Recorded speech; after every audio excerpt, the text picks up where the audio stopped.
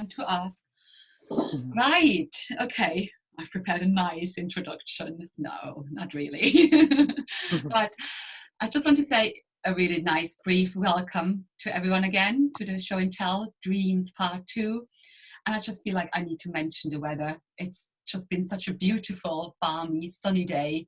And I don't know how you felt, but it just feels so full of promise. And I think I'm not usually a spring person, but I think this year we just so need this kind of feeling of new beginnings. So I think today is a really, really positive day. And as well, you might have seen on Instagram, but I had to go into town and I walked across the new bridge for the first time. And I'm just so blown away how beautiful and what a great space it is, isn't it? And remind me of our conversation, previous talk about place. And I think they've done such a great job in creating a bridge that's useful, but it's also a place where you can stay and linger and walk to. And there were lots of people sitting on the front, you know, looking out on the marina. I think it's such an incredible addition to the city. So, and it really kind of, you know, remind me of this group and the kind of conversations we have. And yeah, so I was really looking forward to this evening. And as well, I just want to say, after, you know, an incredible, insightful session last week, you know, where people talked about, you know, the world of Leonora Carrington, dreamy aspects of the Coen brothers, chipping our toes into Midsummer Night's Dream, the world of bikes, reflecting on permanence, double negative. And I really loved that piece, Slumber by Janine and Tony. So I'm really, really looking forward to hearing from the rest of the group today. And I've got on my list today, I've still got Sarah, Lisa, then David, Michelle, Glynis, and I know, Caroline, you're on the list, and, you know, you just feel... I just haven't had my head in the right place today. I was going to do it. I knew what I was going to do, but I just couldn't even get it together. Yeah. Sorry about that. It's fine. And again, exactly, you know, if you feel like it, you know, please feel free to kind of just come in. So, shall we just start with Lisa? Is that okay? Do you want to go? Yeah, that's fine. Yeah. Right. I know where that noise. It's probably, I think, Michelle. It's not me, is it? Oh, it must be one of you guys, no? I think it's Michelle on the bottom of mine. Okay. Okie doke. Right. Okay, Lisa. Okay. I'm going to put you on spotlight, okay? Right. Right. Well, what I've chosen to do is bring. I've selected out of the collages that I've made so far. I've selected 7 to show you, because I'm going to start with one. Hopefully you can see it, because it's a little bit. I've got it in a cellophane. Now, the reason why I've selected these is what I've kind of come to realise through the whole process of making these is they're not made from a dream, but when I'm in the process of making the work, as in probably a lot of artists making work, I kind of feel like I go into a dreamlike state making the work, and I work really intuitively. So I sort of go into a zone, sort of get the magazine, sort of think about things in my head, what's going on in the media and kind of on social media and everything at the time of the pandemic. But I'm not sort of led by any one thing. I'm just kind of like feeling my way through the images and sort of how they make me feel, and kind of just really intuitively. But what I've realised is a lot of these images, and I know this probably seems quite scary to some people, and they probably see it as looking a little bit like something from a nightmare rather than a dream. But what I've come to realise is that they're almost like, now I look back on them, I think of them in terms of they're like a dream that I've had. So I feel I've made them from my unconscious self, But I sort of feel that they are something that I've seen or experienced now. But they could be, because they've come from an intuitive sort of way of working. So it's kind of hard to explain, but they feel a little bit like something, you know, that I've dreamed about. But this particular one, and I've done kind of lots of them where there's no face and it's covered with hair. So it's not like, I started working with the idea of the mask, sort of the covering up the faces, like everybody started doing, obviously, and are still doing now, and that's where it came from. But then I also got really interested in hair covering the face, which stemmed from 2018, from a collage that I made when Graham and I were running some workshops at Artlink Gallery, and this was part of the portrait collage. I think I have shown this when I did talk about my work.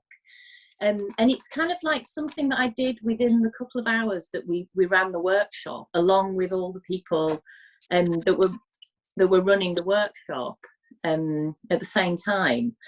And I used obviously hair that I'd cut from the magazine, but I got sort of, there was tons of multiples of the magazines. So this particular section of hair, I had about 14 different magazines of the same copy. So I'll just turn that off again. Sorry.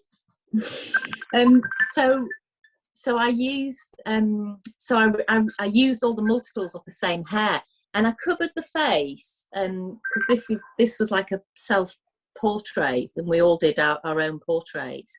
And there's just something really amazing about, I just got really interested in covering the features and how that made me feel looking at it. And that's where the hair has kind of stemmed from. But then looking back, I've made like quite a lot of these with hair covering the face. And I feel like I'm not very, when I have a dream, I do tend to kind of forget. I wake up and sort of forget them pretty much straight away and then just get on with things. I don't really sort of have time to think back about dreams. And at the minute, I I sort of forget them as after I've had them quite quickly. But I do feel like I've had a dream of looking at the back of somebody's head, and then them turning around and the face being covered the same as the back of the head with hair. And I don't know, but I feel that these have kind of like come from something to do with that dream. But there's quite a lot of these have not got the faces covered, but they're almost like little sequences from a dream. They're almost like little snippets. And I kind of feel like they're all kind of my dreams now. It's really hard to explain, but even though they're not, because I've made them as collages from images that I found. And this is that's the one that I put onto the Still Life group yesterday, which is got that's kind of made up of pampas grass. All the quite, if you can see, all the skin is made up of and it's all about sort of quite sensual, sort of like how it makes you feel, how the image makes you feel. Yeah. And kind of fantasy and escapism. And this one made me think, as well as that one. This one, if you can see her, so it's quite hard to see, of her running over the hill. And this one about what's, I think, was it Julia that was saying that she'd had a dream where she never, or she maybe put that on Facebook, that she never quite gets there. She yes, that's right, down the I think is it down to Thornick Bay or something, there's a path, and a dream of keeping running, and you never quite getting there. Well, this kind of like made me think of that, with the kind of like endless. It's like almost like an endless road. I'd also like to say that I also, Lisa, have dreams where I'm watching myself. I know that's characteristic drug thing where you can see yourself from above or having an operation, but I often have dreams where I'm the back of yourself, like you're showing, and they seem so familiar to me. Yes. That back, I even like paintings of the back of people watching things. It's the same thing. Yeah. It's almost like an out of body experience in a way, isn't it? That kind of way that you when you see that in a dream. Because I can really relate to that feeling of seeing myself from another perspective. That's kind of all I've. How long do each one take you, Lisa? Is there a particular time limit? Some take a lot longer than others, or how long would? Because you seem to be ubiquitous. There's so many of them. I mean, they just keep coming, don't they? It's amazing. Yeah, the kind of the shortest time is within kind of like a day, I suppose. 8 hours is probably a short one. But they can take, it depends how complex they are. Some of them are really complicated, the placing of everything. And then I glue it together. It's like I place it all together first. So that takes quite a long time before the actual gluing process. And then the gluing process is kind of like, I'm kind of lifting things up and holding everything in place. It has to, and I use a lot of photography within that, because I'm constantly photographing it in order to then get the exact sort of place where I want everything. And then using the photograph to make sure that it's in place when I'm gluing it. So it is quite a complex, but yeah, about 8 hours for the shortest, up to, it can be like probably, I don't know, maybe 2 or 3 days, or that I might work solidly on one of them if it's quite complicated.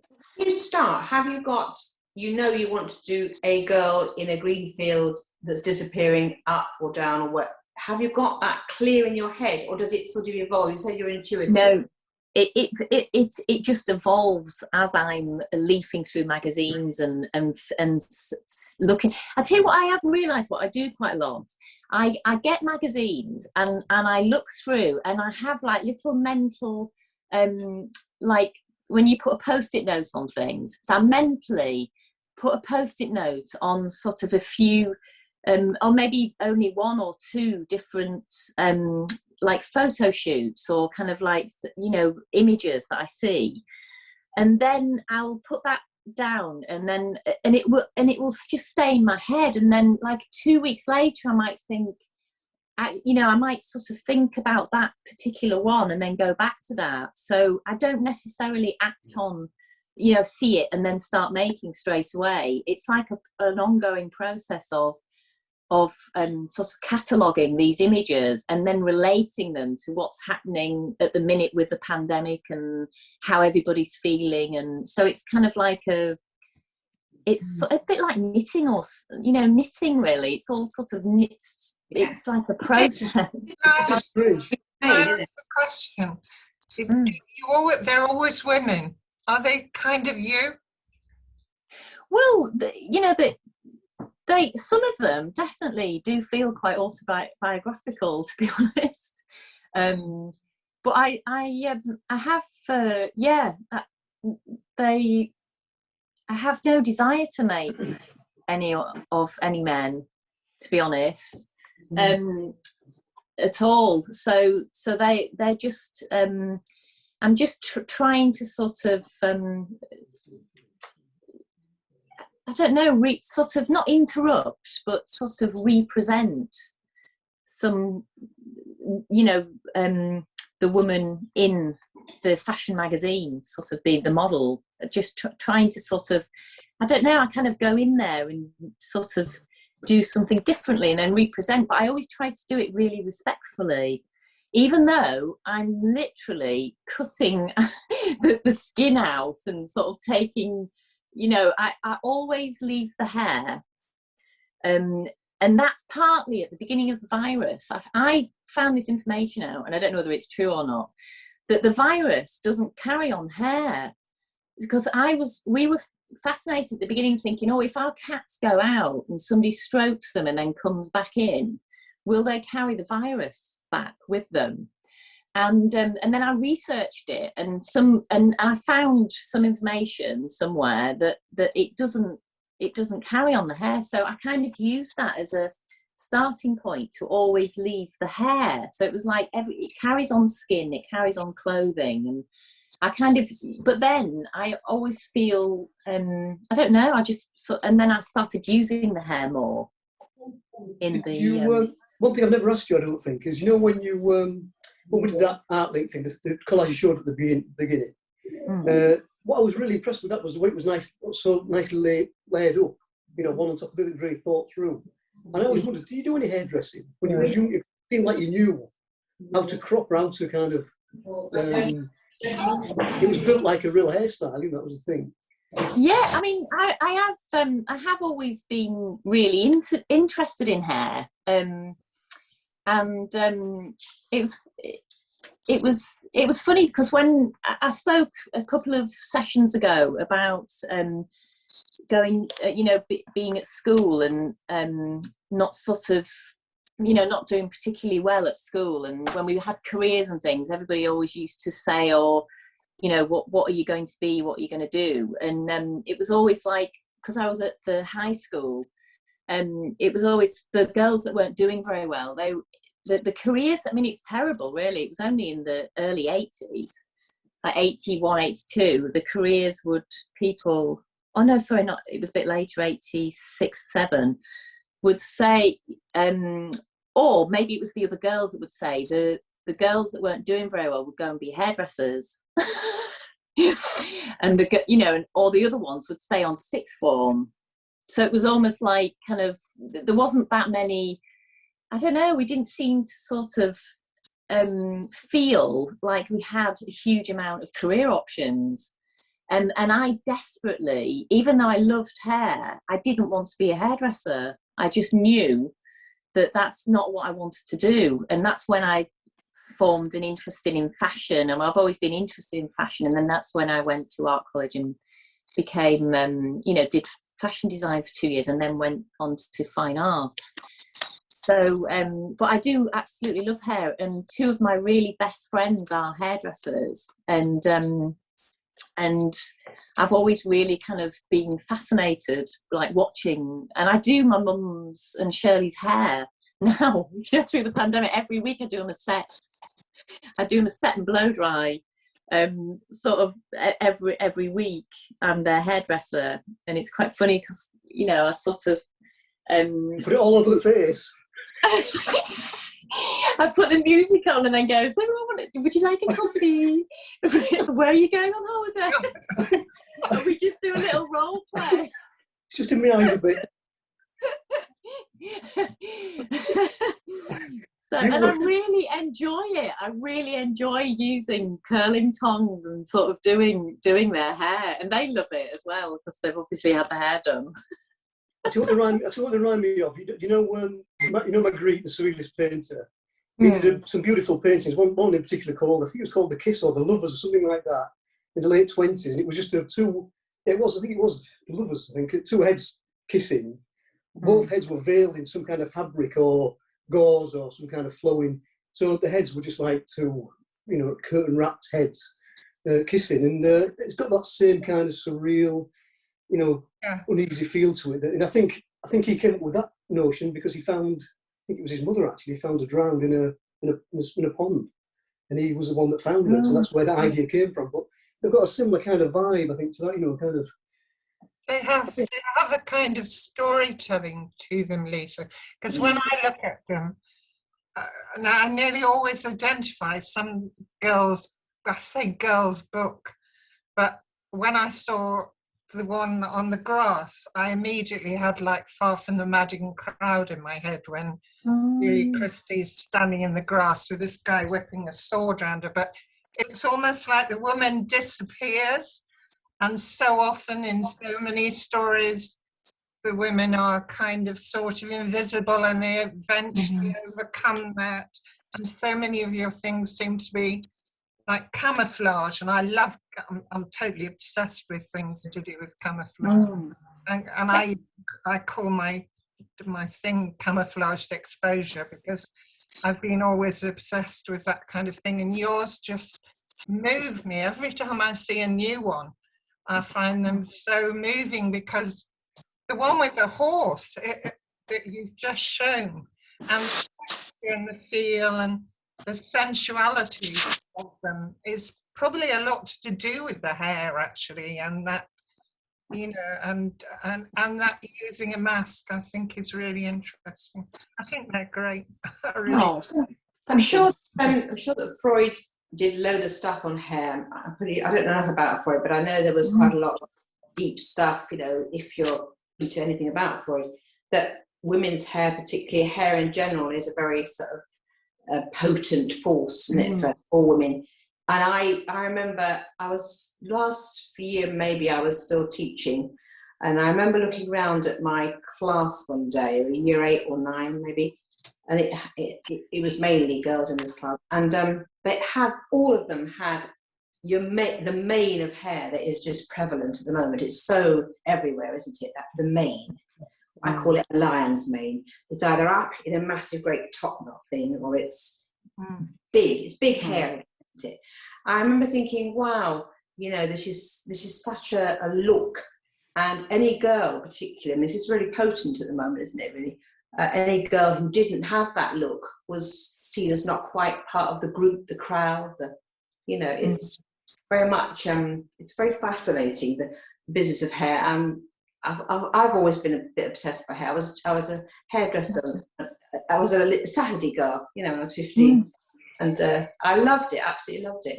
I think it's a very interesting, very deep connection that women have with hair, and many men, of course. But it is fascinating. And if you lose, there's so much stuff. There's so many legends and myths, aren't there, about cutting your hair, losing your power, all this stuff. You know. Yeah. It's really. Sure, I was fascinated to learn that it wasn't photoshopped, because I mean, you see on a small screen, they look incredibly slick. I always assumed photoshopped. No, they're all you know, loads of people have asked me that. They're all completely handmade. Yeah, so that is really, in some ways, it's a bit of a disappointment that they look so slick, because I think, you know, if you see them in the flesh, you'd be far more aware of the layering and the effort that's gone into it. Yeah. Right. So I think I would really like to see those at some point in you know, in real life, because I think in some ways it would, for me, it would give me a lot more as an image, you know, far more potency. Not that I don't like them, obviously, but it was quite interesting. I have to say, this is something funny. Our son, who did art at A-level, he used to slice up magazines, and you talking about it just wrote it. And actually, we've even got a thing somewhere where he did from his window of houses. But he used to ask all my friends and things if they had magazines with flesh tones in. And I found all these magazines, you know, up in his room. all, you know, of women all the time, which wasn't that surprising.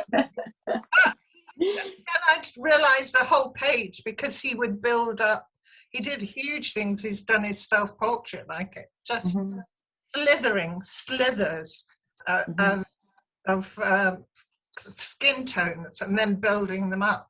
And when you just said that about magazines, it just came back to me, because I'd forgotten.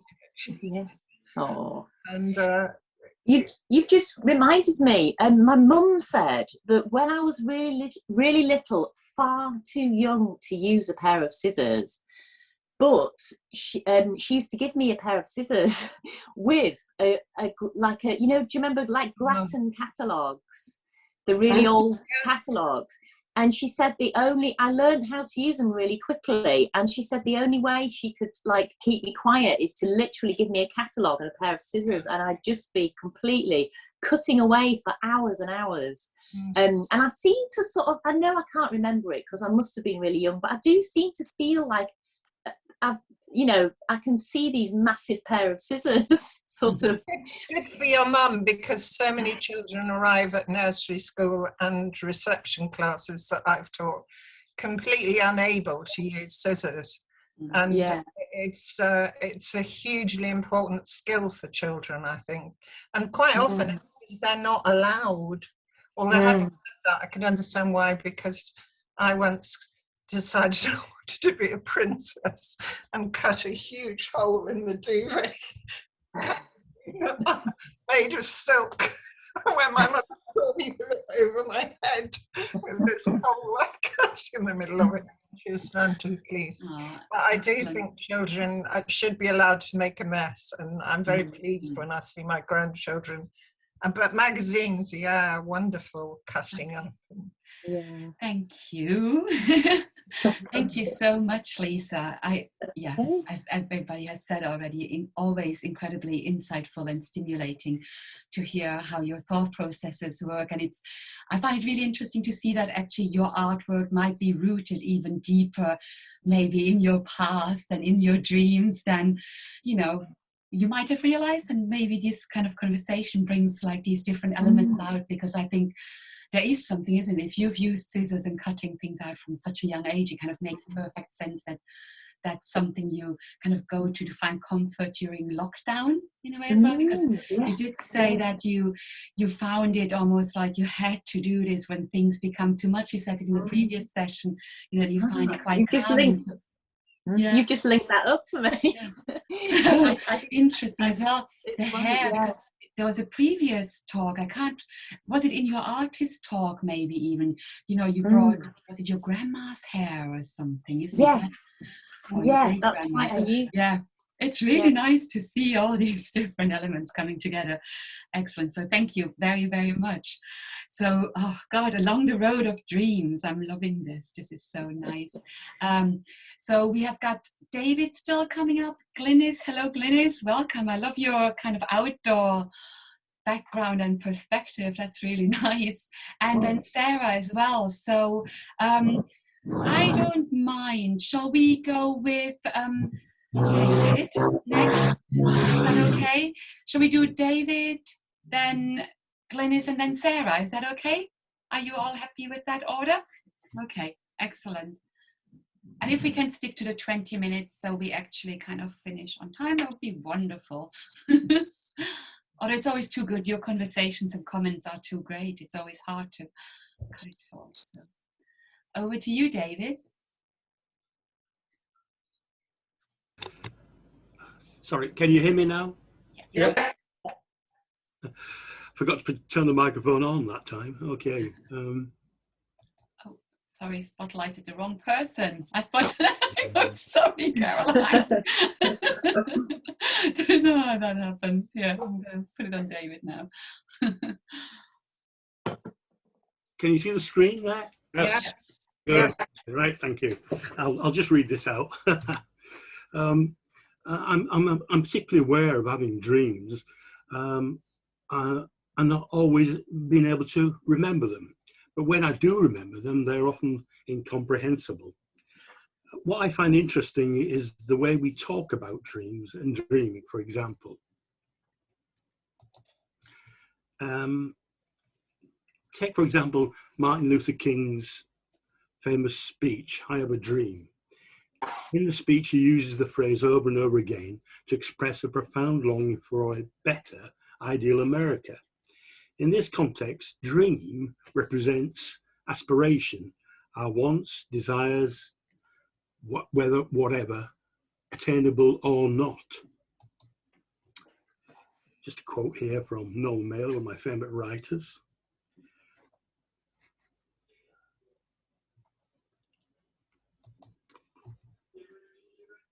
Didn't finish it.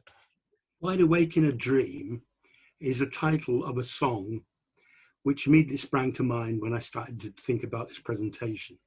It's an old reggae tune, a lusciously romantic track, a slow rendition of words set to jangly guitars and sounding brass. Wide awake in a dream, just looking at you. How often do we find that the idea of a dream and dreaming comes in pop songs, for instance? All of us, I'm sure, can quite remember plenty of these. Once again, dream as a metaphor for desire.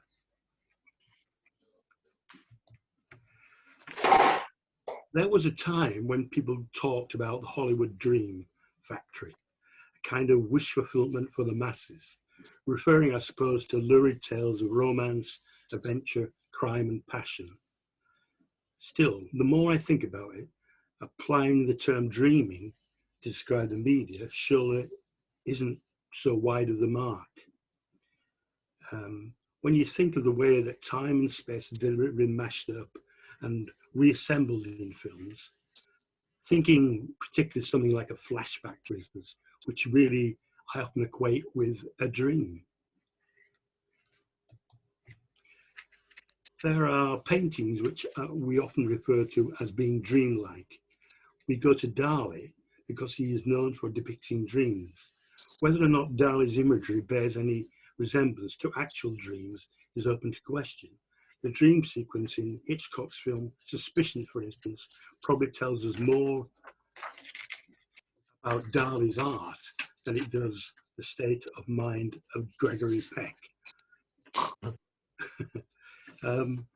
Anyway, for all his pretensions and showmanship, I found his painting Partial Hallucination, 6 apparitions of Lenny on a grand piano, quite fascinating.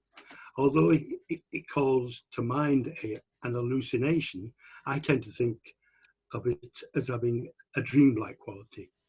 First and foremost because it defies obvious explanation. Oh yes, in a similar way with another of my favourites, De Chirico, or De Chirico I should say. It's not surprising that during lockdown, the empty streets, especially in London, suddenly took on a dreamlike quality, which, as I recall, Grayson Perry, for instance, described as reminding him of being in a painting by De Chirico. Like Dali, we tend to fall back on certain artists to express the dreamlike. De Chirico's vaguely ominous townscapes are especially apt in the current circumstances. Finally, I wanted to sum up my thoughts on the idea of collective dreaming. I was rereading Roland Barthes' book, Mythologies during the lockdown. I'm still in awe of the way he digs beneath the surface of everyday mundane realities to come up with really rather complex ideas. Rather like dreaming, where I'm told we sometimes subconsciously relive or try to make sense of our day-to-day experiences, Barthes examines facets of daily life, trying to relate them to a broad understanding of the world as he sees it. His interpretations are his own, of course, and I wouldn't pretend to fully understand or necessarily agree with his thoughts. But the fact that he chooses to deconstruct things in a way he does reminds me that although we may be conscious of our surroundings, it doesn't necessarily mean we always make sense of them. For Barthes, it seems nothing is without significance. Everything has a meaning. Wide awake in dreamland.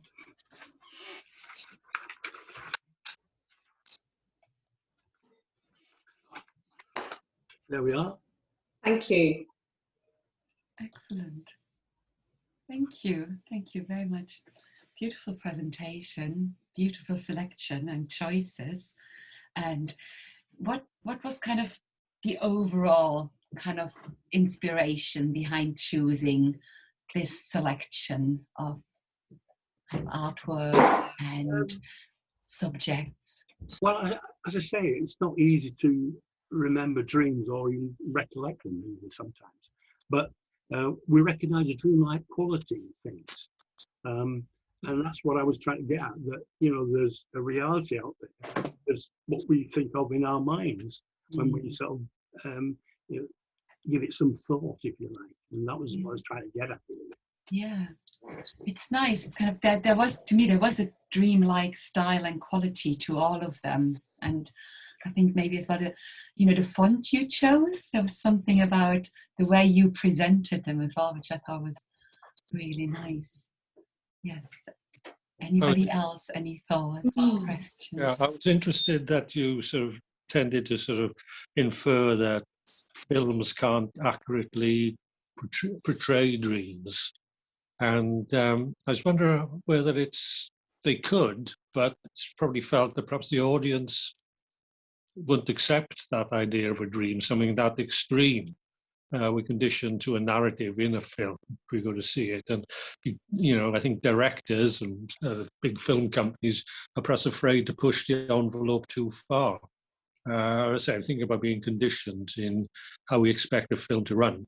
A time when I think you were with us at the time, years ago, we were in the Tower in Hull, Tower Cinema, where they used to try out lots of films which, you know, didn't really make the circuit. And it was almost like art house cinema.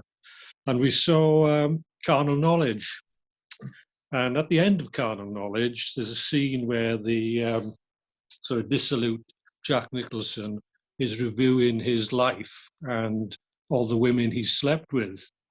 And he puts on a slideshow, which comes on, and it says that the headline says "Ball Busters on Parade," and with that, almost the entire audience got up and left, not through disgust or shock, but the film suddenly had a series of words across it, so it must be the end of the film. So nobody reads the credits, or didn't, and they all left. I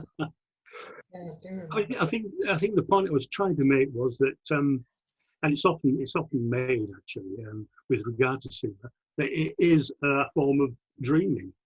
It's a collective dream that we all take part in, if you like. That's the point I was trying to make. The reference to actually dreams themselves, as they're depicted in movies, is that then, well, there are approximations.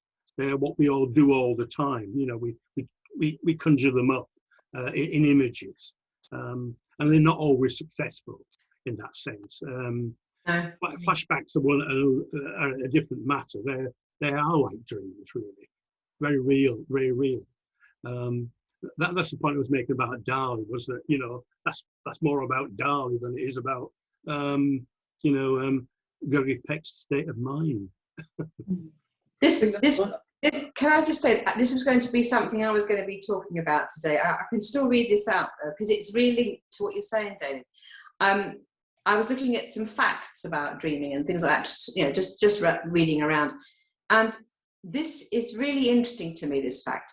Approximately, I have to read it out because I'm not good at numbers, approximately 12% of people dream in black and white. This number used to be much higher, around 85% before the invention of colour TV. Most of those who still dream in black and white belong to older generations. And I thought that was really interesting to consider.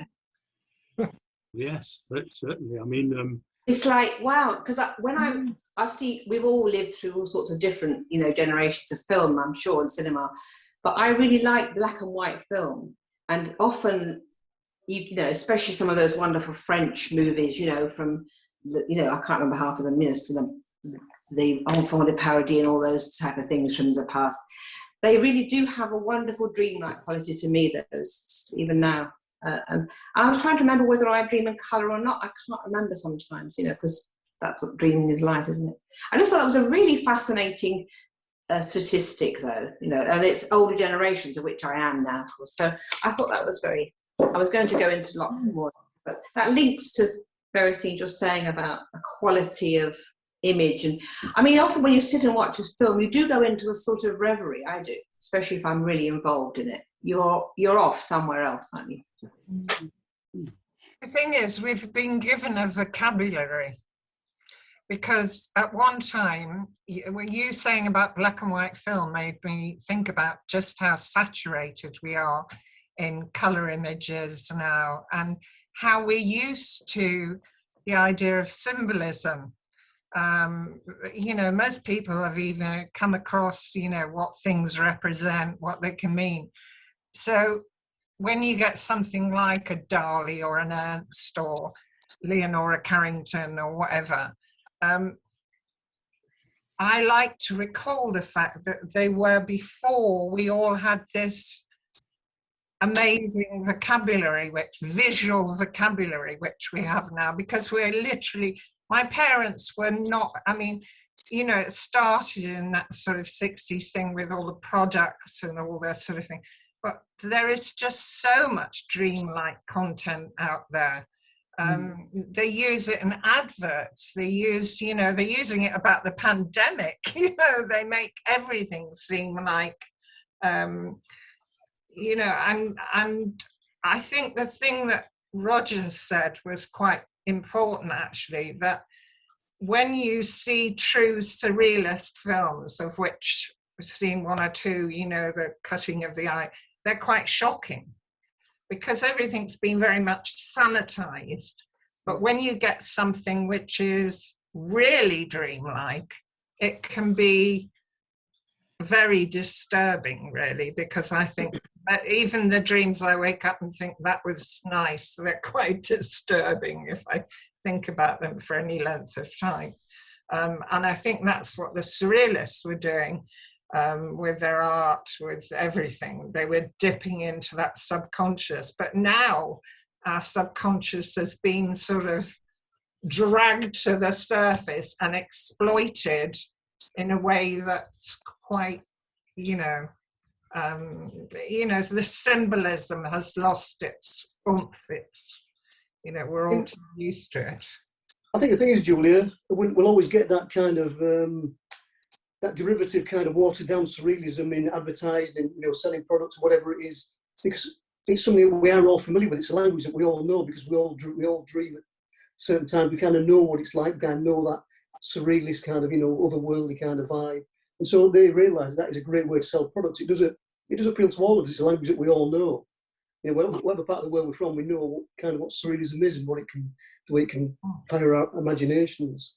I think what you did really well, David, was you talked about, you know, different kinds of, because we always think something is either fact or, you know, concrete or, you know, or it's kind of ephemeral or in the imagination. You know, it's either dreamlike or it's not. It's either surrealist or not. But really, there are lots of grey areas like you identified there. You know, and I thought it was interesting. You know, the things you picked up. Like when you think about when you're watching a film, you think, well, it's a real thing. You're watching a real film. You really are sat in the cinema, but all you're really watching is coloured lights. You know, on the white screen, and the actors they're just pretending to be those people, and you get sucked into it. You believe it. So it's everything's like a masquerade, really. You know, and but you've just got to kind of understand that's how we, you know, we tend to follow, you know, surrealism far more than what we perhaps acknowledge. Yeah, not quite as concrete and real as what we. Even an idea, you know, somebody's idea. How do you describe an idea? Yeah. It's a very real thing. But it's just in the mind, it's somewhere in your mind, in the air, but then you can actually make it concrete. And that's what's really interesting to me, how ideas can become, you know, dreams, but then become concrete. Sorry, Graham, I was just going to go back to the idea that, you know, we've got this language of dreams. It's almost like a coinage that we use to express our dreams, which aren't our dreams at all. They're just what we think dreams are about, which is what I was trying to sort of like get at there, really. Yeah. That, they're almost debased beyond belief now, but it's just the way we talk about our dreams and what they mean to us as dreams, if you like, not as those things that we wake up from in the morning, but what we encounter every day as we're sort of wandering along, thinking about things. As I was saying with Barthes, you know, he was thinking about what he was seeing and expanding on it, which is what I really like. Really, it's interesting. It is, isn't it? And I think it's, as with many of these conversations, it does often feel that we're kind of trying to close these circles, isn't it? And it is this circle of, yeah, what is in our head and how does an artist kind of represent that in real? But then we take the real and again kind of turn it into a dream or an image in our head. So we're kind of constantly in this ever evolving circle, isn't it? And almost if you look at art history, throughout art history, you know, there's like new movements that try and kind of reflect or more accurately describe the surreal world or abstract world or Dadaist world that actually exists in our head or kind of film. So it's really interesting in a way. Yeah, I guess art is a continuous attempt to kind of illustrate what happens in our heads, and that's what makes it so interesting. And then talk about it, isn't it? We kind of always, yeah, go back into the past and the unconscious, into the real. It's really nice. One little line can just shift a dream into a nightmare. One little thin something can come in, and that's what I'm getting from what quite a lot of we've already said. That, you know, sometimes you think, have we ever all had a really lovely dream? Surely there's always something when you wake up you think, was that really a pleasant dream? No, it wasn't really. So maybe we are trying to sort out, make a sense. Everybody does it, and it's so vital. If we don't dream, we go mad, don't we? Isn't that true? That we don't have that sense of dreaming. We don't go through those different REM sleeps and things and have the dreams. I think I think there's a lot of melancholy in our dreams, because I wake up and I've dreamt about friends I haven't seen or places I haven't been to because of what's going on. Yeah. And my initial feeling is, oh, that was lovely. I saw Sharky, or I saw, you know. And then the next thing is a bit like what I experience when I do a Skype with our grandchildren. As soon as it's over, it's very distressing. Yeah. And I think dreams are like that. They leave you feeling dissatisfied. They're sorting out, aren't they, of what is priority, what isn't priority. There's so many things. I just think that the line is very thin between a nightmare and a dream. That's what I mean, especially Lisa's work. I mean, I'm looking at your work as you showed us today, you know. To me, that's because I never quite know whether I really love your work, whether I go, whoa, you know, sometimes it's both, isn't it? So that's fascinating, you know. Great. Anyway. So I think we've lost Glynis in some shape or form.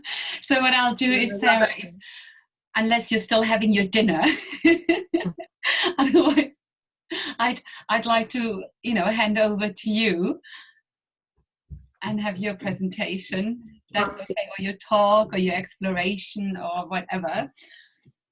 Yep, it's a bit of all of those things. Great. It's a bit random. What I'll do is I'll spotlight you, and I hope I picked the right person.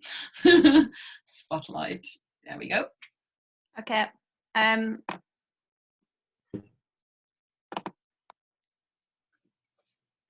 So I've shared. Have I shared my screen? Yes. Yes. Okay. So the pictures that I put up there, these two photographs were of a holiday that we took, and when I got back from the holiday, I painted that painting next to it, and only later on, when I went through my photographs, did I actually put two and two together and realise that this painting that I'd done was just basically what I'd just experienced, which was being on a boat and sailing through this amazing, beautiful environment. So that was just one thought. And I wanted to, for a second part to this, the other thing is, I suppose I should say, is that I actually have a sleep disorder, which causes me to dream more, because I go straight into REM sleep. So as soon as I kind of sit down at the end of the day and everybody else is watching TV, I'm just like sparked out completely in full-on dream mode. And then I'll wake up suddenly and remember every single thing. And then I sleep for short periods in the night, but I wake up and go into deep sleep quite quickly. So I do remember my dreams. And sometimes I have quite bad dreams, but sometimes they're not. But anyway, this particular dream is one that I woke up and remembered vividly. It was almost a film. So I might bore you with this because I know hearing people's dreams can be like utterly painful. So sorry in advance if that's the case. But that's what I'm going to do, tell you my dream. I'm going to have to open it up in a funny old way here because I'm going to have to read it whilst, wait a minute, I'll just read it off there whilst I'm talking to you. Sorry, it's very sketchily written because I wasn't intending for you to actually see it as I was reading it. But basically the dream is of an old woman who is she was a ballet dancer. We don't know that at the beginning of it. She lived in this amazing house in the countryside and with her husband who was quite just a nice man. And they were very, very, very happy. She had a very elegant past.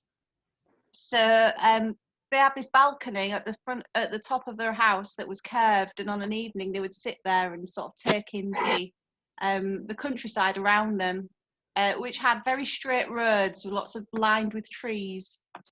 So basically, her husband dies, and for 25 years or so, she tries to get along in the house by herself. And she does various things. She rents the house out to groups of students, and she just tries to make ends meet. But as time goes by, she ends up boarding up bits of the house, and bits of its character are lost. And doorways, things. The balcony has to be boarded off because it's not safe. Children kind of in the dream even try and find the way into the balcony and find it's boarded off. So you see chimneys covered over and things, just all the detail and beauty of the house is lost over the period of time where she's renting it out. And she's quite old and she sits in a room and she is living basically in this single room now. And she's listening to the music that reminds her of the days where she used to go dancing. And she has these chocolates, which are kind of exquisite chocolates that remind her of the time when she was I think she would have been top of an amazing ballet dancer, not just a good one, and very elegant. So she would sit and she'd sit on the rocking chair eating these chocolates, which she keeps in this bottom drawer of this wardrobe. She only takes kind of one out very occasionally to bring back the memories. And then really everything starts when people are coming to view the house to buy it, because she has to leave the house and she doesn't want to leave the house. And as they look around, they get this kind of split screen effect where you can see the house in its current state, but then you get like a swoosh of it looking beautiful and lived in and happy and kind of decorative. And then this young couple who want to buy the house are in the top part of the house, and they find a photograph of her in her youth with her husband. She's getting out of a car. She's very glamorous. She's wearing she's wearing a knee-length skirt and a jacket and like a pillbox hat on the side of her head, and she's got these beautiful elegant hands, and her partner's holding the door open for her, and he looks quite not flashy but smart, but he's like a farmer or something like that. He's not like from the world that she lived, which was kind of all sort of stardom and glamour. The couple look at this picture and they comment on how beautiful she was and ask her why this picture isn't on the wall, why it's not on display. And she explains to them that it makes her sad because her hands on the picture are so beautiful, and now she has arthritis, and she shows them her hands. Her hands are basically like older ladies' hands when you have arthritis, and she can't really use her hands anymore, which is why she's having to sell the house. and then she has to go live with her family in England, who are kind of estranged, I think. But I'm not really sure. Dream didn't really go into that.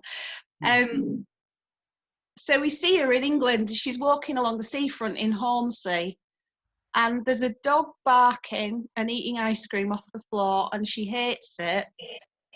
And the upshot, and she's called. It's like her name begins with an E. And it's like Elise or something like that. So that's the name of the film, if it ever happened. And basically, the idea of the film is that you can lose everything. And all these films are about women. So I have this idea that there's 3 films. You can lose everything, and then you have to start from scratch at an age when you're probably at quite an age where you're vulnerable. And anyway, she has to live with this other family who have a 2-year-old child, and she basically, the rest of the film is about how she finds happiness again. So that's the film. That was my dream.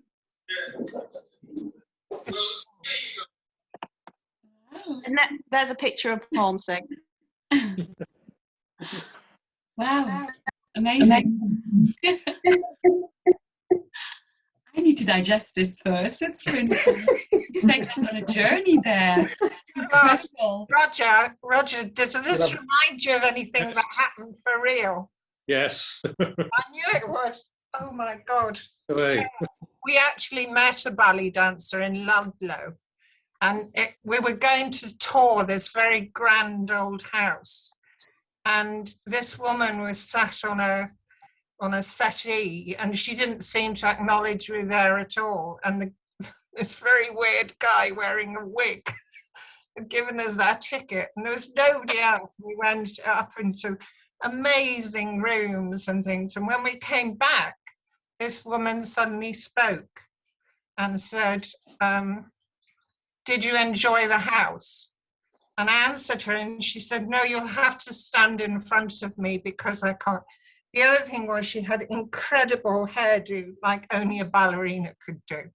And it turned out she was a ballet dancer. Can you remember what company? She was Russian, wasn't she? No, she'd adopted a Russian name, didn't she? Oh yes, that's it. She'd adopted. I ended up doing a painting on her because she developed Meniere's disease. Meniere's disease, which for a ballet dancer, to lose your balance and vertigo, and I totally related to this because I'd had bouts of vertigo, and I ended up doing a painting about Black Narcissus and her and Giselle, the ballet, and all sorts, because she was so inspiring. But it was so like that I couldn't believe for a minute Roger wouldn't remember it because it was such a weird thing. And she was incredible in spite of the fact she could barely move. And this weird husband with a wig on who seemed to be in an annex watching television, leaving her sit there. But anyway, it was just so weird. It's weird because after having the dream, I spent ages on the internet trying to find out if this person existed. But what interested me, Sarah, was that it was a dream in the 3rd person. Because my dreams are always, it's me, it's happening to me, I'm doing it. That's almost like a sort of a viewed dream, it's like watching somebody else's dream or something. Yeah, it was so vivid. It really felt like a film. It felt like I was watching a film. And it's like if there was ever, like, there's sort of camera angles and particular, views and things that are really clear for the, Sarah, were you working on anything that you were, creating in terms of performance at the time? Because I know you have got involved with stuff in the past. Were you doing anything like that? No, but I rent rooms out in the top of my house. And I I don't know if there's something to do with, like, my son was very young at that age. You know, he was quite young. I don't know. I've no idea what the ballet dancer meant. And has it stayed with you more than any other you've ever had? Is that why you use that one? Because obviously there's lots of them we have, don't we? yeah, well, that one was so vivid that I wrote it down straight away after having it, because I had it quite a number of years ago, but I had to kind of make a record of it just because it just felt like a film. And so what I actually thought after that was that I wanted to do something, like the whole idea of the film, I think for me, was to do with the fact that this woman had everything and then she lost everything, and then you meet her at a point when she's at her most vulnerable, and yet she has to start again, and she manages to find happiness again, but by moving to a place where she least expected to find it. Wow. And that's something that I thought would be really nice to kind of look into from 3 different women's perspectives, but totally different perspectives. So each one of them had a story that was completely different to hers, but went on this kind of losing everything, but then being able to find it again. I think the boarded up rooms seem very familiar, because I'm always finding extra rooms in houses, and I have repeat and on repeat, where, you know, I think, oh, this is his house, and then I open a door and there's another room and another room, and you know, and there's beds and furniture I've never seen before, and I think, what the hell's going on here? I think that's what I think I put that on something on Facebook, and a load of people said they'd had the exact same dream thing of finding extra rooms in your house.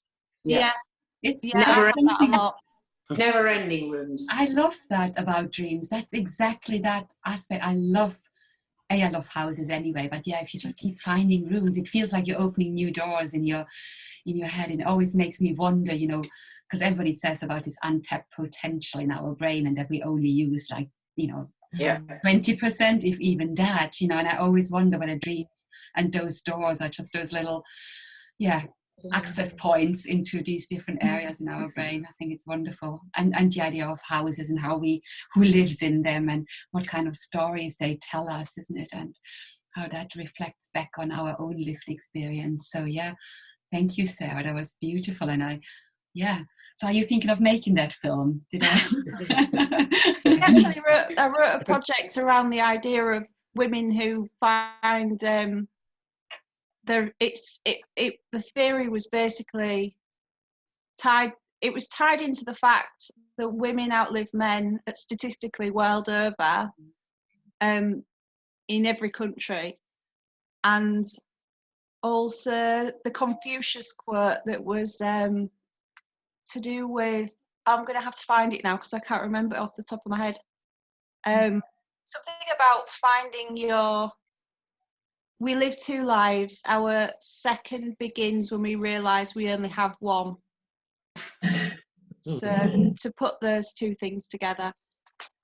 I think it was interesting, you know, like Roger pointed out, the fact that you was doing it in the 3rd person, you know, like an observer in itself, and this whole scenario, whole narrative happened over, you know, what seemed like decades.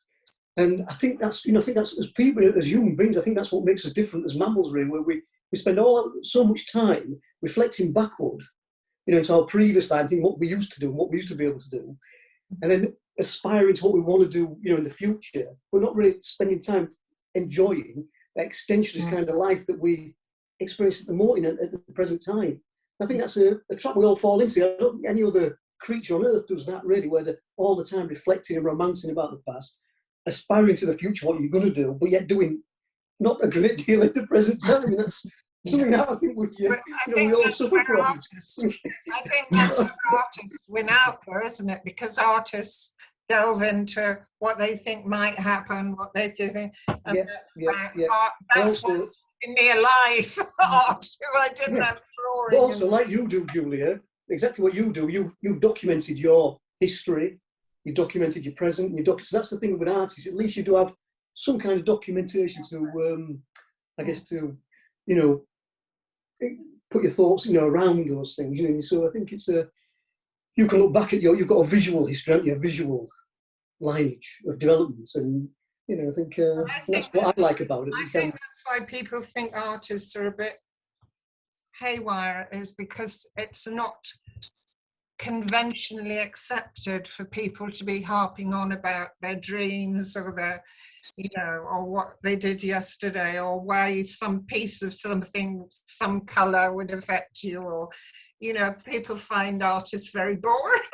I think, except that without them, they'd have no design, they'd have no, you know, and it takes a long time to get people to recognize the fact that art is in everything we do, everything we see, everything we read, everything that it's all that creative urge. You won't swap, would you? You won't swap anybody without that art thing, would you? You won't swap with anybody without that. You know, it's imagine living a life without it. You know, I just can't imagine that, really. How boring would that be? I mean, I just love everything about it, really. So whether it's a bit mad or a bit wacky or a bit unusual, I love all that. Yeah. Sorry, Graham, have you heard of the quote, yesterday is history, tomorrow is a mystery, and today is a gift? That's why they call it the present. Very good. I've not heard it, but it's very good. I love that quote. It's Well, good. who said that? Who said that? I don't know. It's just, I've heard it so many times. And it's really stuck with me because it's exactly that people forget, isn't it? I mean, yeah, yesterday's history. I want to give my present back at the moment because I'm not very pleased with my present. Excellent. Thank you. And we've got Glynis back. Brilliant. So, Glynis, this would be your turn if you're still happy and up for presenting something. But not to worry if you don't, but I know you said last time that you'd like to do something. So if you're okay, the floor is yours. Yeah, I've got a very low bandwidth at the moment. I'm gonna have to turn off. Yeah, I don't know. My I'll spotlight you because you've got two. You're in this conversation twice.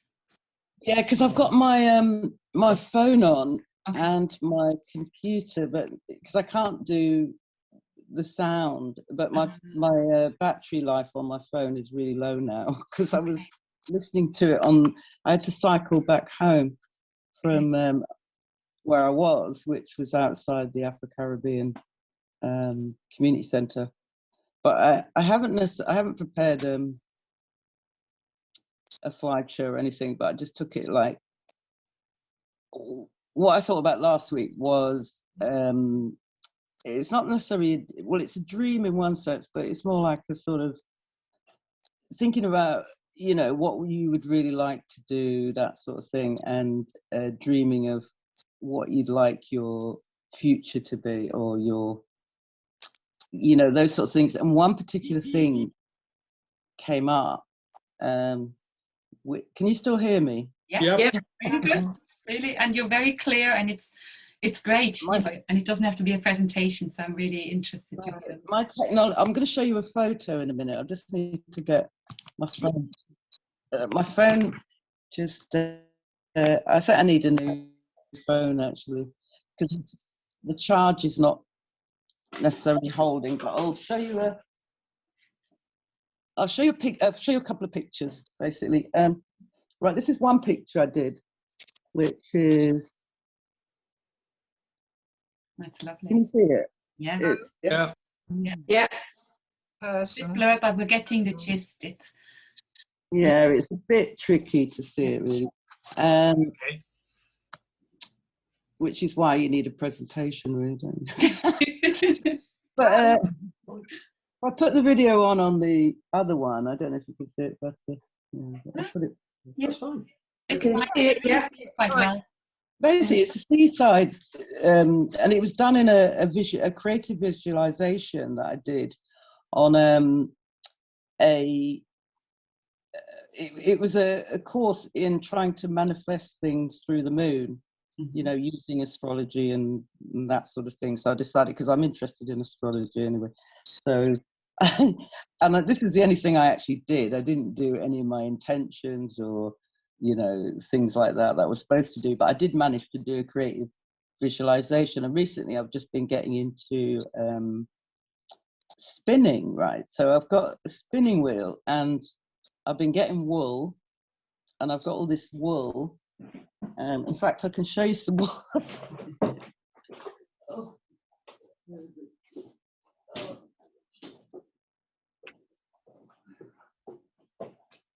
So I've got this wool, fluffy wool. Now this takes me back to a time when, because my hair's quite woolly as well, and I had a woolly blanket when I was younger, and I used to put my finger on it like that and then just suck my thumb and do that. And I've always been fascinated by this type of texture. But anyway, when I moved to Leeds, one of the first things, we went on a trip to a farm. It's more like a story really than sort of dream, but it is something that I've been looking at recently. And what I did was, and I'll show you these. I don't know if you can see these better. Might be able to see these better. These are Herefordshire sheep. Yeah, okay.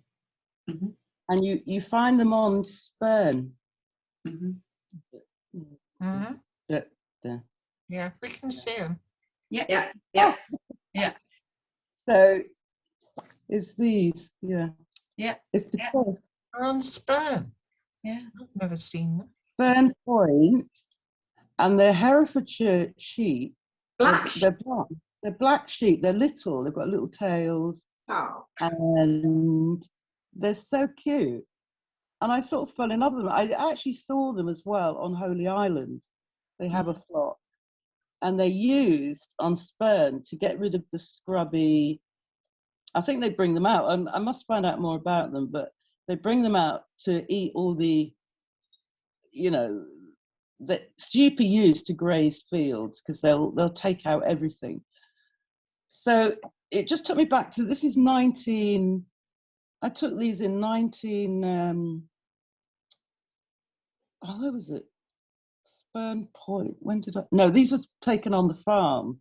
I went to, it's in the West Yorkshire countryside somewhere, or Lancashire even, because it might be outside of West Yorkshire.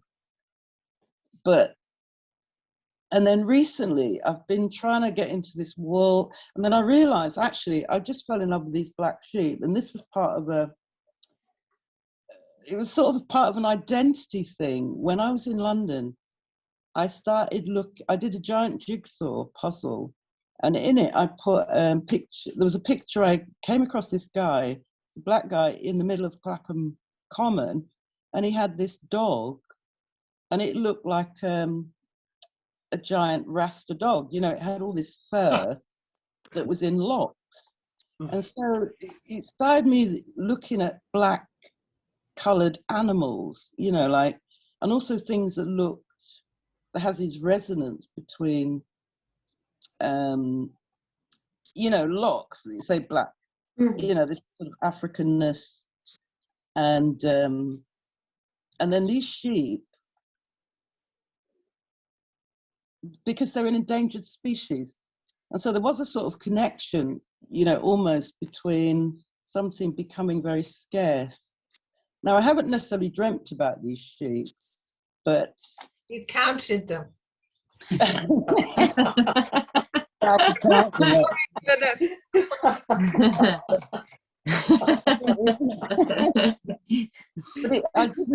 did look them up. So I did all this research, and they're actually endangered species. They're a rare breed, and there is a farm actually in North Lincolnshire that breeds them and sells them. And it's all about, I don't know, I just thought it'd be really nice to actually own a couple of these sheep. And so this is the dream, like, you know, I know there's all sorts of psychological things with dreams. I have had recurring dreams. I have had dreams where they're so intense, but I only have them once in a blue moon. You know, where you're in the dream and you're reacting with all these people and you're going into different rooms. There's always rooms, and I don't know if they represent different parts of your brain, because you go into a different room and there's a whole different scenario there. And I used to have a recurring dream about a cockerel for some reason. So there's always this connection with animals, because I think animals are quite, I don't know, they're interesting because we have connections with cats and dogs, but we don't necessarily have connections with other animals, you know, like cockerels or sheep or cows and things like that. So I think there's a sort of underlying thing with us, you know, like, because dreams, Freud said they're unfulfilled wishes. So I think a lot of us are not doing what we want to do at all. Like the woman that really wanted to do hairdressing, but she went into something else, you know, and I became a nurse, but I really should have gone to art college. But, you know, it's whether you can balance that sort of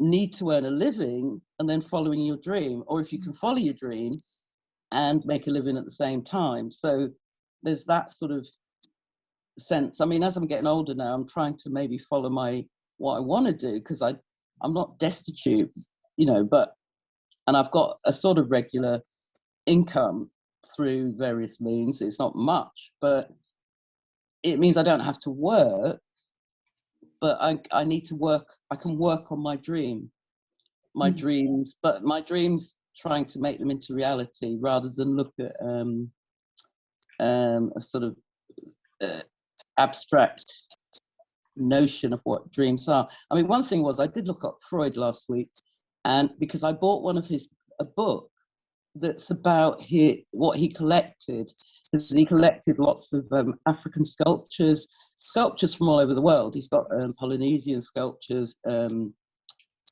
Pacific sculptures, because his research was looking at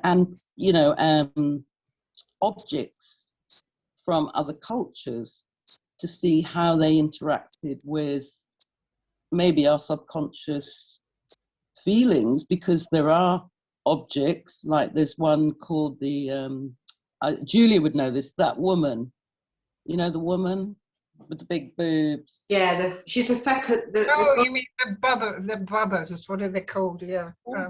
Is it Waldorf woman or something like that? And gosh. Roger, you're better at these than me. I can't remember. Those things they call the bubba dolls or something. They giving birth. Yeah, they're like fertility dolls, really. Yeah, so I mean, I'm looking at a lot of that, which is this mythology, which, yeah, you know, I mean, people like Roland Barthes wrote the book on mythologies? Because when I was at college, that's what I studied. I studied all that stuff, and before that, I was looking at ancient women's civilizations. So, but you know, we live in a Western culture, and I think at the moment there's a sort of like a resurgence of women's dreams and hopes and artifacts. And it's interesting to look at Freud and see maybe he got inspiration from a fertility symbol from another country and then incorporated it into his theories. And maybe that sort of thing is now coming out through, you know, like our subconscious looking at, well, what have we missed? What have we been missing? You know, because that is what our dreams are about. They're about missing things that we don't quite get when we're awake. But when we're asleep, there's all sorts of things play out. And I think, yeah, but in order to be, you know, to have dreams and remember them, you need to actually, in the daily life, get to that point where you know, I'm getting more into meditation, say, you know, like making sure you go to bed and you're relaxed and you're not watching screens and you're not, you know, you're not being inputted by lots of information that's from outside, because you need to actually work out what's going inside your head. So I think the importance of dreams is really important, but it's maybe because I don't want to get too bogged down with the academic sort of explanation of why we, you know, I just want to use them to be able to get on and progress in and help, you know, help in the world, I think. So I think that's, yeah. So it's not necessarily following what. It'd be nice to dream a solution, because at the moment I'm feeling like, I don't know about everybody else, but you were mentioning women, I'm just feeling like it's unsolvable. You'll never change it. I think everybody last week that I know, women, felt like they'd had enough, actually, but it was just too much. Mm. It's just too But much. I think it's There's looking at, always a hope, though. There's always hope. And what I was going to talk about tonight was, in my world, more, which is more performance and theatre has been, is that what if thing. What if, which is a link between imagination and dreams. And in performance, it's, you know, you have to experiment and explore and try things, much like making a product in art. And it's that what if, and there's so many what ifs, you know, we can all keep hanging on to them. And there have been some really positive outcomes. What if, for example, every young woman I've spoken to the last week has talked to me in amazing ways, and I've talked to her about, yes, I've been there 45, 50 years now, you know, and people are, that's good, Julia, you know, you've got to say, the what if is really important, because we are doing things now, because of, you know, we are, I think, I'm feeling much more positive than you possibly do feel about it. But I was going to talk about that. I recognise you've got Hester, who's writing wonderful poetry. I've spoken to my daughter this week. She's still going out running. As Roger and I said, we are totally, because she goes out in the evening after she's finished work. And she will be kicking against it as long as she can take breath, because that's what she'll do. But I've got to a stage in my life where it's just breaking my heart. I just feel, we thought we'd sorted this once before. We thought we were on the way to, you know. If you think we've only had the vote for 100 years, that's nothing, is it? That's nothing. Just think about that as a baseline. Yeah, and things have changed. Hundreds of years. Things have changed for gay, homosexual people, the things that do change. I'm not saying they don't change. I'm just saying, you know, I just seem to, maybe it's because we're in this lockdown, but I've just felt like I can't see my daughter at the moment. I can't see my granddaughters. Sorry. Okay. Oh, no. no, It's an sorry. emotional time. And thank you, Glynis. Yes, please do go on. I'm not sure whether you've arrived at the end of your presentation. Oh. Well, I'm sorry that Julia's... Sorry if I broke in, Glynis. I didn't mean to. I was just sort of adding, you know. Yeah. No, that's fine, because I mean, really, I haven't got an extensive presentation like, you know, other people have done. I'm having trouble with my computer and my phone at the moment, so but I think, yeah, I do get sometimes upset with the way that the world is, and the way that it's still the same. And I went to the train station the other day and actually asked if I could get a train to Scarborough to go to the beach. And they said, no.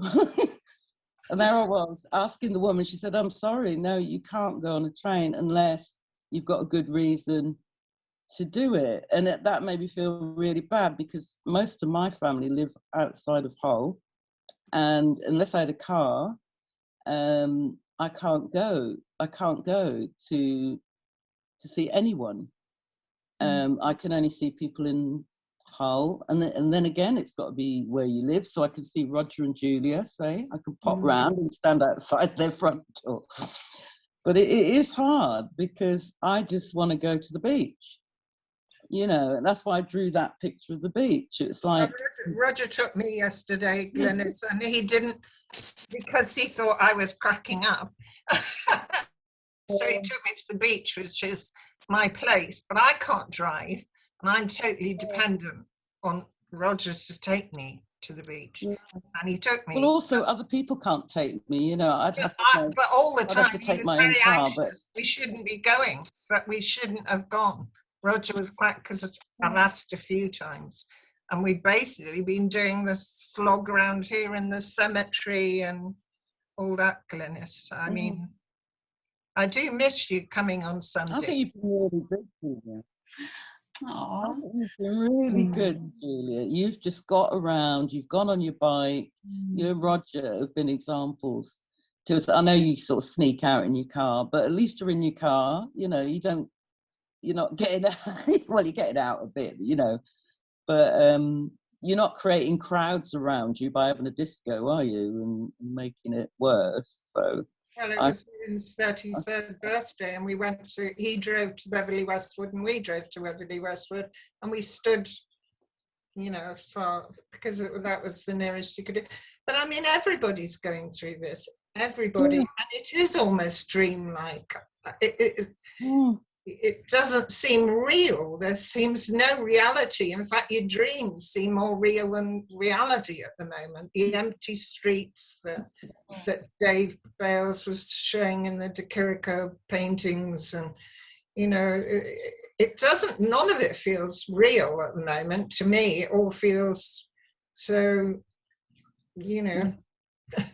Dreams. I wonder if there's the sky with no clouds in it. Do you remember the first lockdown where the skies had no clouds in them for ages? It was really lovely. It was really... Well, nature's having a great... But that was weird. That was dreamlike. And no cars. No cars for the first few weeks of the first lockdown. You could hear the birds.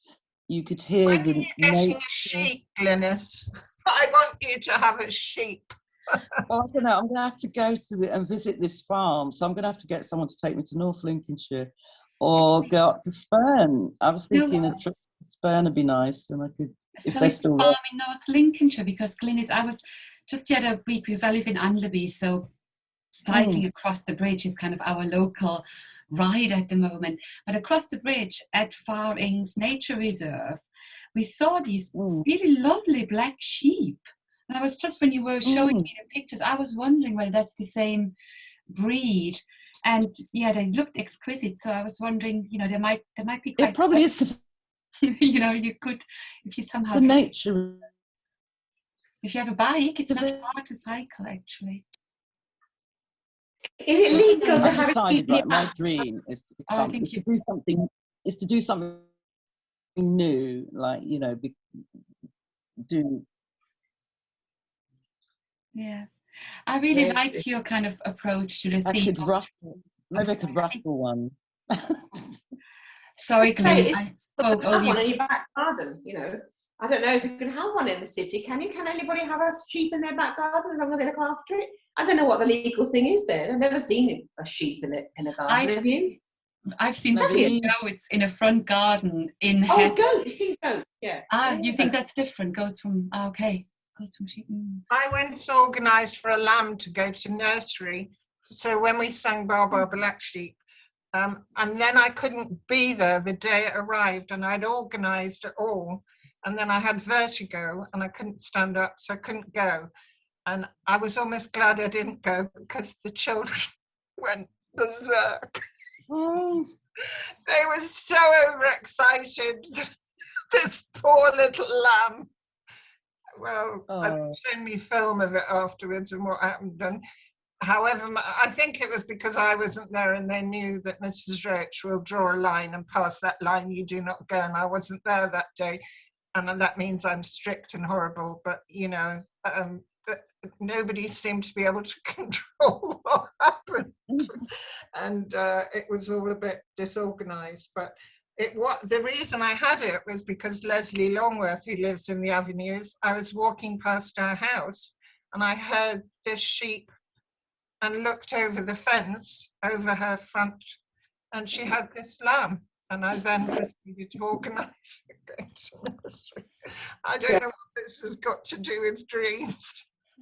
Glynis, can I just wanted to say, just reflect on something that you said, Glynis. I really like what you said about like now we're not working, because you and I both, well, we both work probably, but not earning much. But how you get a chance to do your dream then, like find your voice, or you know, I don't know. I felt like I connected with that a bit, so I just thought I'd reflect that. Almost like you get to do stuff finally. I think that's how I feel. I didn't know if that's what you were saying, Glynis. She's gone. Yeah, I think it's. Oh, there. Hello. It's following. I've been looking at it because I read my, you know, I am into astrology, so I have been looking at everything to try and move on, you know, like to try and think, well, what am I going to do when the lockdown's over? So part of that is trying to dream up and use your intuition, because and also get more connection with nature as well, to get ideas from nature rather than other things. So it's connecting with animals, connecting with because this is not necessarily about, yes, if I connect with a sheep, I want to be a sheep farmer, but it's about connecting with things that are here in our landscape, you know, that partly we can't see because we're stuck in a city, but thinking about, well, where could I go? Because actually in Hull, there's a farm in East Hull, you know, next door to Andrew Marvell's school, which does have sheep grazing in it also has a cow and a donkey and loads of rabbits. I mean, I don't know if you can visit it because it's a city farm, you know, and it's a private entity as well. It's a business because they have pigs and then they sell bacon in the shop. So it's you know, there are things like that around, but and I haven't got a cat or a dog. You can go and see the wallabies at East Park. Wallabies. There's wallabies there. Yeah. Yeah, and then there's animals. I sometimes cycle around West Park because they've still got a few animals left there. Yeah, but there are a few ostriches, which is very weird to see in the middle of Hull. I know, they've got these really grey-looking ostriches. But if we lived in Llandudno, all the sheep came down off the, what's it called, the hill and whatever, and all the sheep came down, and there were loads of videos online of people, not the same, obviously, but of people's towns being invaded by animals who suddenly everything had drawn. I don't think this time things have drawn to a halt in the same way. To me, the roads look very busy, but there were tremendous amount of, and they're now charging the earth. I don't know about a sheep, but to buy a cat, because my daughter was telling me this, because everybody's been buying them, and Roger reckons as soon as lockdown's over, because he's a cynic, they're all going to put them out on the streets again. So when they don't, but I think if you paid £600 for a kitten, you might. Also, there's all sorts of scammers out there. I don't know what this has got to do with dreams either, except it is very dreamlike when animals, you know, it's like Animal Farm, they'll be running the show. I've got one last link to sheep story here, which is, I think, quite funny. And I can say it now because Ed's gone out the door. That when he was at art school, he won a medal for one of his years. He was at Royal College of Art, and he won. Oh no, it was at Manchester, I think. And he won a medal. I've forgotten the name of the medal, but a medal gave him the right to drive sheep over London Bridge. Oh yes. And he's a company of the painters, stainers, or whatever. I can't remember now. Anyway, we've got this medal. We've got this right. And when he was a big birthday a couple of years ago, I had genuinely got it all lined up to do it. We were going to do it. And then everything went wrong because he had to work. He was doing a theatre set, and the whole thing completely collapsed. Anyway, I'm still hoping to do it. I just thought that was a oh my God, that's amazing. Amazing. One family one side of the bridge, you know, and our family the other end. And then I was just, he wouldn't know. It'd be a surprise. Hopefully I would. Oh my God, that is so brilliant. Real dream. What a nice little thing. You know, that kind of brings it all together. It brings dreams, it brings abstract, it brings real, birthdays, everything into this mix again. Brilliant. Thank you so much, Glynis. I know we're over time. I'm just going to quickly share. I have this one slide, and it might just be a kind of a last thought for the day. I'll just kind of, here we go, and I'll make it big. I always struggle with this bit, isn't it? How do you make it big? It's big enough. I can see it's lovely. Hold on. So I like this one. Okay, so I'll just make it big. A heart without dreams is like a bird without feathers. And I think that is so lovely. And yes, I had a couple more, but I'll just leave it here because I know we're over time. And yes, so I just want to thank you all for coming along. And I'm going to stop sharing. So thank you very much for coming along and sharing your thoughts on dreams. Kind of, it was really interesting. So have a lovely evening, and I'll see you again next week. Thanks all. Give me up. Thank you. Bye. Night. Bye. Thank you. Bye.